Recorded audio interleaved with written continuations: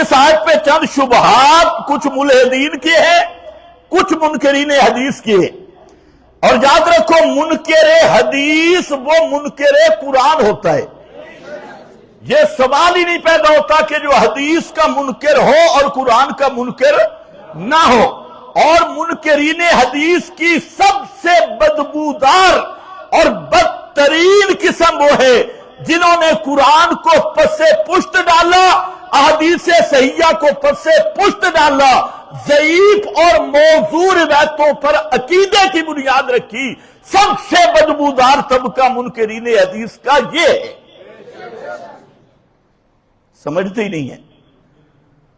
قرآن کو چھوڑ دیا، احادیث صحیحہ کو چھوڑ دیا، محمد بن مروان کو لے لیا، اور اس طرح کے کذاب دجال راویوں پہ بنیاد رکھی۔ تو یہ منکرین قرآن بھی ہیں اور منکرین حدیث بھی ہیں۔ ان سے بڑا بدبودار منکر حدیث کائنات میں کوئی نہیں ہے، سب سے بدبودار۔